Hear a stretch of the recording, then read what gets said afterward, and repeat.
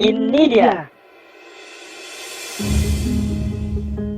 Antartika menurut teori bumi datar atau yang dikenal sebagai Veisme adalah dinding es yang mengitari bumi. Sebelumnya tidak ada yang tahu apa yang ada di balik dinding es itu, namun seorang penjelajah mengatakan bahwa ada alam lain di Antartika. Ini dia Misteripedia mengungkap misteri dunia, Miskontro, misteri kontroversi episode misteri alam lain di Antartika. Assalamualaikum warahmatullahi wabarakatuh, sahabat Ini Dia dimanapun Anda berada.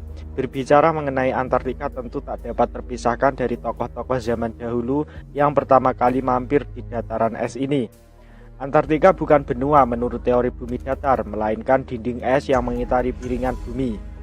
Sahabat, Edward Bransfield disebut-sebut sebagai orang yang menemukan Antartika pada tahun 1820.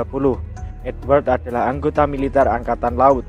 Daratan Antartika yang ditemukan pertama kali adalah Semenanjung Trinity, yaitu daratan yang berada paling utara di Antartika.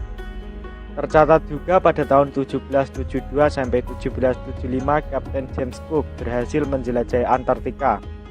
Ia melakukan penjelajahan besar itu selama 3 tahun dengan jarak 60.000 km. Sepanjang perjalanannya itu hanya ada tembok es. Ini juga membuktikan bahwa Antartika itu bukan hanya sekedar benua, tetapi tembok es yang mengelilingi bumi. Geisme atau paham bumi bulat mengatakan bahwa Antartika adalah benua dengan keliling 19.300 km. Tapi kenyataannya, James Cook telah mengitari Antartika sepanjang 60.000 km, 3 kali dari keliling Antartika yang dikatakan mereka. Tokoh yang paling penting dalam penjelajahan Antartika adalah Admiral Richard E. Byrd. Ia menjelajah Antartika pertama kali pada tahun 1928. Dari keterangan Richard E. Byrd ini, sejumlah misteri Antartika muncul. Ia mengatakan bahwa ada alam lain atau dunia lain di seberang Antartika. Sahabat, fokus pembahasan misteri Antartika ini tidak bisa jauh dari Admiral Richard E. Byrd karena ia telah membocorkan sedikit rahasia tentang Antartika. Pada tahun 1956 dimulai sebuah operasi dengan nama Operation Deep Freeze. Operasi militer ini ditujukan untuk membangun pangkalan militer di Antartika. Setelah itu, Operation Deep Freeze terus dilakukan hingga ada Operation Deep Freeze 2 dan 3. Sahabat, sebelum Operation Deep Freeze, yaitu setelah Perang Dunia Kedua pada tahun 1946-1947, sebuah operasi militer besar-besaran dilakukan di Antartika. Operasi ini disebut Operation High Jump. Dimulai pada tanggal 26 Agustus 1946 dan berakhir pada Februari 1947. Operasi ini melibatkan 4.700 tentara, 13 kapal, dan 33 pesawat. Operasi ini ditujukan untuk membangun pangkalan pusat penelitian yang disebut Little America. Namun ada sebuah pertanyaan besar di balik operasi militer High Jump ini. Mengapa melibatkan begitu banyak tentara, kapal, dan pesawat jika hanya untuk mendirikan pangkalan pusat penelitian? Karena jika dilihat dari jumlah tentara dan kendaraannya itu seperti penyerangan musuh dalam sebuah peperangan. Apa benar hanya untuk mendirikan pusat penelitian? Adakah hubungannya operasi ini dengan alam lain yang dikatakan oleh E. Byrd? Namun, menurut salah satu sumber, mereka tidak hanya mendirikan pusat penelitian, tapi juga mendirikan pangkalan militer dan dijaga oleh tentara. Atau mungkin pusat penelitian hanyalah kedok untuk menutupi pangkalan militer mereka, karena hingga saat ini para tentara khususnya Amerika terus dikirim ke Antartika. Sahabat, dalam sebuah wawancara di TV tahun 1957, Admiral Richard E. Byrd membocorkan rahasia Antartika.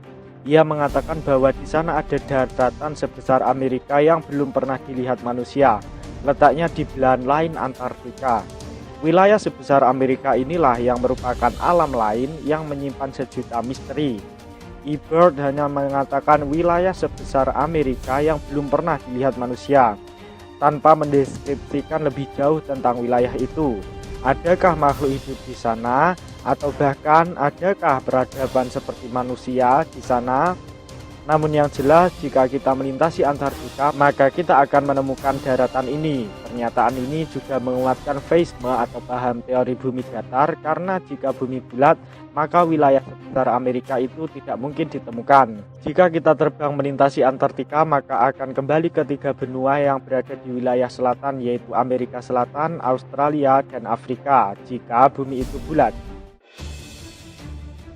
Sahabat, ada peta kuno yang ditemukan di sebuah kuil di Jepang yang menggambarkan peta bumi datar di dalam lingkaran. Peta ini sangat cocok dengan peta bumi datar saat ini. Perbedaannya terletak pada penggambaran yang lebih luas. Peta bumi datar saat ini hanya menggambarkan benua yang berada di dalam lingkaran, sedangkan peta kuno itu juga menggambar benua-benua yang tak diketahui yang berada di luar lingkaran. Apakah benua tak diketahui itu yang dimaksud oleh eBird sebagai wilayah sebesar Amerika yang belum pernah dilihat manusia? Sahabat, dari sumber peta kuno yang menggambarkan lusinan benua di luar lingkaran Antartika, lalu timbul spekulasi. Mungkinkah ada manusia atau makhluk hidup lain yang hidup di benua tak dikenal itu? Jika ada, apakah mereka juga pernah mengunjungi wilayah kita seperti yang dilakukan oleh Richard eBird hingga tiba di wilayah sebesar benua Amerika itu? Apakah mereka yang menghuni benua di luar lingkaran Antartika itu adalah alien? Tentu masih banyak pertanyaan tentang alam lain di seberang Antartika ini. Pernyataan lain yang mengejutkan dari eBird tentang Antartika adalah adanya kemungkinan serangan musuh dari Antartika. Pernyataan ini tentunya sangat mengejutkan dan menimbulkan banyak spekulasi. Selain itu, pernyataan ini sekaligus menguatkan indikasi bahwa ada kehidupan di seberang Antartika sana, tepatnya di benua yang tak diketahui yang terletak di luar lingkaran Antartika. Sahabat, jika benar di seberang Antartika ada alam lain atau benua lain dengan peradaban seperti peradaban kita, maka hal ini perlu dibuktikan secara nyata. Admiral Richard eBird telah membuktikan hal ini dengan terbang melintasi Antartika. Maka orang-orang saat ini pun seharusnya juga bisa terbang melintasi Antartika dan menuju benua yang tak diketahui itu. Pada tahun 1957 diadakan perundingan Traktat Antartika. Traktat ini ditandatangani oleh 46 negara, menyetujui bahwa Antartika sebagai tempat penelitian ilmu pengetahuan dan melarang aktivitas militer di tempat tersebut. Namun kenyataannya tidak demikian. Sebelum 1957 ada aktivitas militer besar-besaran, yaitu Operation Deep Freeze dan Operation High Jump yang sudah kita bahas tadi. Bahkan setelah traktat itu ditandatangani pun basis-basis militer masih didirikan di sana. Sahabat, ini dia yang budiman. Selain pernyataan bahwa ada wilayah sebesar Amerika di seberang Antartika dan serangan musuh dari Antartika, ada satu pernyataan lain yang tak kalah mengejutkan. Ya, Richard eBird juga mengatakan bahwa ada banyak kandungan mineral di sana. Batu bara yang sangat melimpah, minyak bumi, hingga uranium. Bahkan baru-baru ini ilmuwan menyatakan bahwa Antartika juga menyimpan segunung berlian di tanahnya. Tapi ada hal yang tidak masuk akal, bahwa di sana tidak ada satupun penambangan. Padahal di kutub utara sana yang juga merupakan daerah yang sangat dingin, ada saja orang yang melakukan pengeburan dan penambangan. Lalu mengapa tidak ada pengeburan atau penambangan di Antartika yang notabene sama-sama dataran es seperti kutub utara? Pada Traktat Antartika yang pertama tahun 1957-1959 tidak ada pembahasan tentang sumber daya mineral yang ada di Antartika.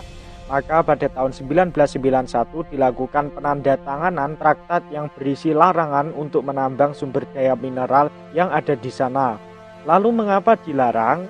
Mengapa di kutub utara juga tidak dilarang melakukan penambangan? Bukankah Antartika juga sama-sama kutub menurut deisme?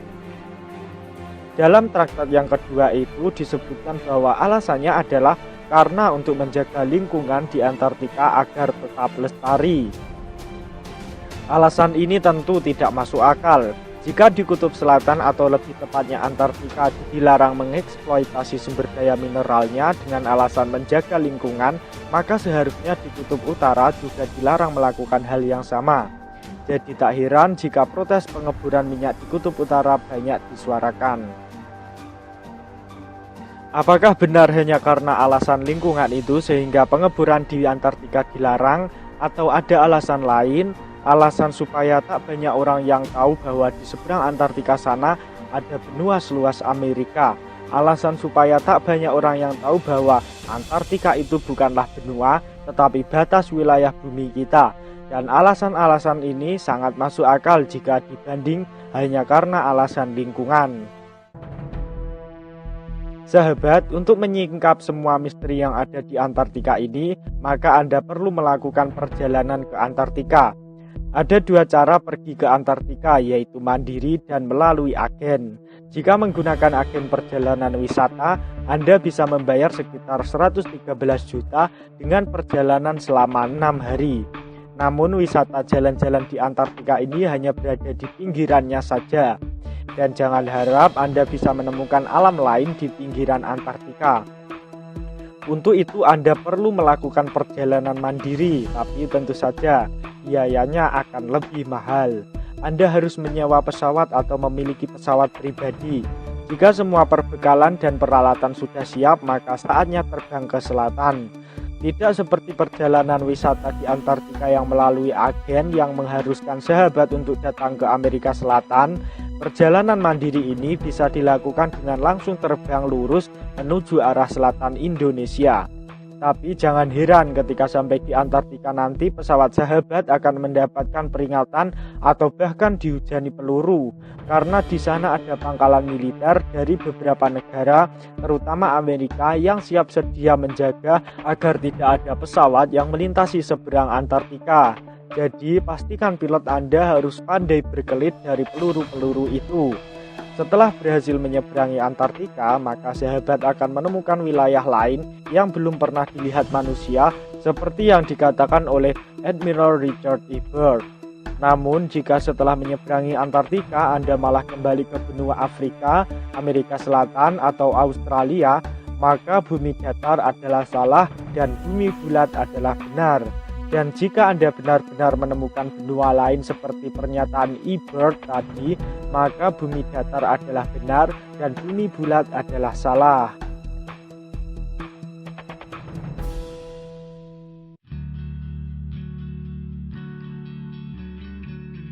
Sahabat, ini dia yang budiman, Antartika bukanlah hanya sebuah benua tetapi daratan es yang mengelilingi piringan bumi. Sejumlah misteri yang sudah kita jelaskan tadi semoga dapat membuka wawasan kita.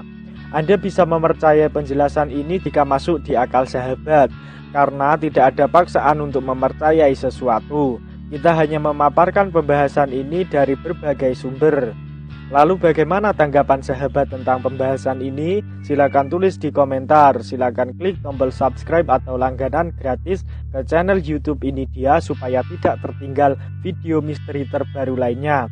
Silakan share atau bagikan ke teman-teman di Facebook dan Twitter supaya mereka juga mengetahui pembahasan ini.